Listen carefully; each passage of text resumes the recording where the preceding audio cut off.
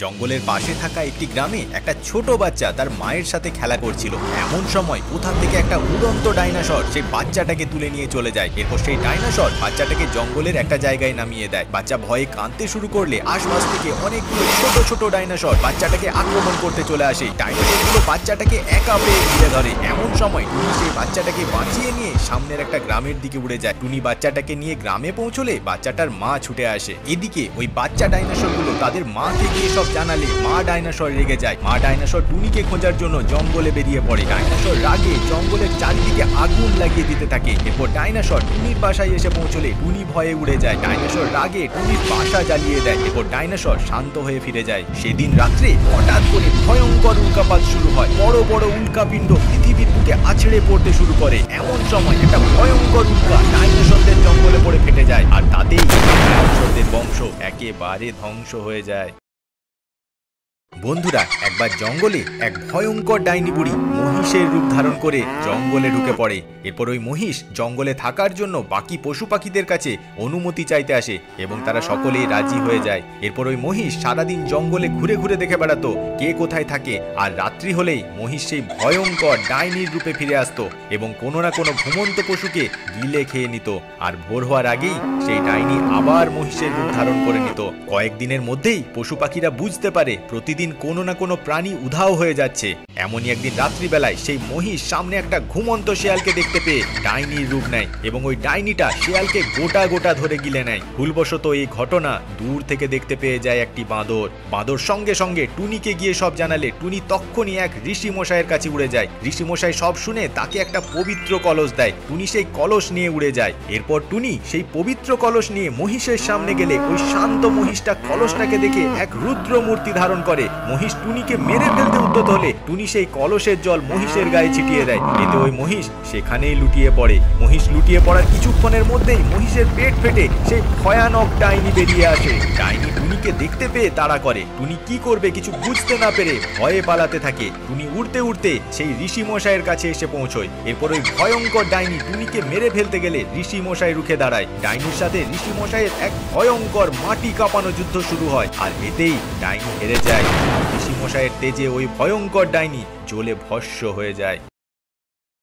জঙ্গলের দক্ষিণ প্রান্তটা খুবই ভয়ানক ছিল, কারণ কেউ ভুল করেও সেদিকে হেঁটে গেলে এক দানব সাপ মাটি পুড়ে বেরিয়ে আসে এবং তাকে ধরে গিলে নেয়। একদিন টুনি তার হরিণ বন্ধুর সাথে ভুলবশত ওখানে গেলে ওই দানব সাপ হরিণকে দেখে বেরিয়ে আসে ও তাকেও গোটা গোটা গিলে নেয়। টুনি ওই সাপকে শায়েস্তা করার জন্য এক সাপুড়েকে সাথে করে নিয়ে আসে। সাপুড়েকে আসতে দেখে ওই দানব সাপ আবার বেরিয়ে আসে। সাপুড়ে সাপকে দেখে বিন বাজাতে শুরু করলে ওই বিনের শব্দে দানব সাপ এক ভয়ানক ষষ্ঠমুখী সাপের রূপ ধারণ করে। এরপর ওই দানব ছমুখ সাপটা রাগে তার মুখ থেকে অনর্গল আগুন বের করতে থাকে। সাপুড়ে সাপের এমন ভয়ঙ্কর রূপ দেখে ভয়ে পালিয়ে যায়। টুনি বুঝতে পারে ওই সাপকে শায়েস্তা করার জন্য তাকেই কিছু একটা করতে হবে। টুনি সামনের একটা গ্রাম থেকে খড়ের আঁটি নিয়ে এসে সেখানে জমা করতে থাকে। এরপর টুনি তার বাঁদর বন্ধুকে সাথে করে ওখানে নিয়ে আসলে সেই দানব সাপ আবার বেরিয়ে আসে। আর ঠিক এই সুযোগেই টুনি একটা মশাল দিয়ে সেই খড়ের গাদায় আগুন লাগিয়ে দেয়। মুহূর্তের মধ্যে সেই খড়ের ডিপি জ্বলে ওঠে এবং সেই দানব সাপ সেখানেই জ্বলে ছাই হয়ে যায়।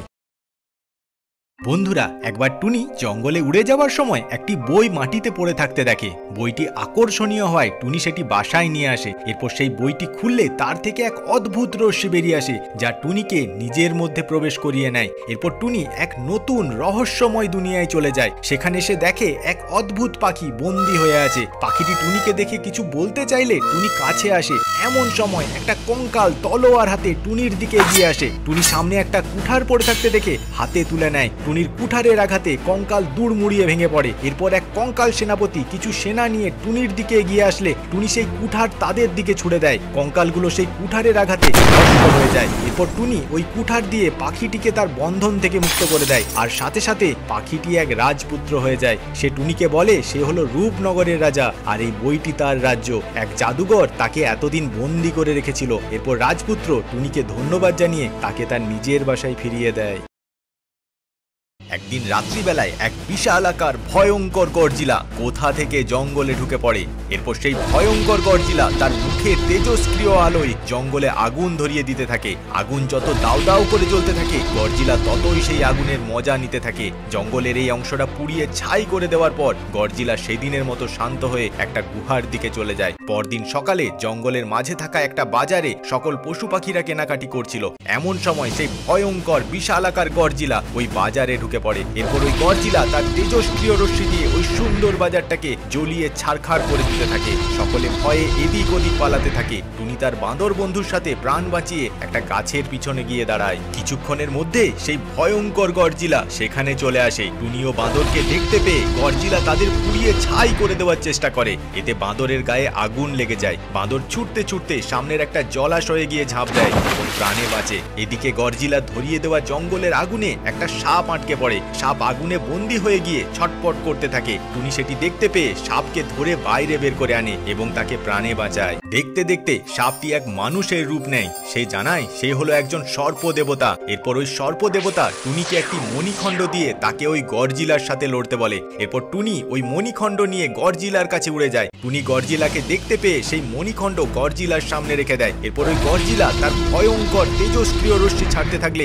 ওই মণিখণ্ড থেকে এক অদ্ভুত আলো বেরোতে থাকে। আর ওই আলো টুনির গায়ে পড়তেই টুনি এক বিশাল আকার চতুর্মুখী রূপ ধারণ করে। এরপর গডজিলা টুনির উপর আক্রমণ করতে গেলে ওই চতুর্মুখী টুনির কপাল থেকে এক চোখ ধাঁধানো দৈবিক রশ্মি বেরিয়ে আসতে থাকে। টুনির ওই ভয়ঙ্কর রশ্মির তেজে সেই বিশাল আকার গডজিলাটা বিস্ফোরিত হয়ে নিশ্চিহ্ন হয়ে যায়।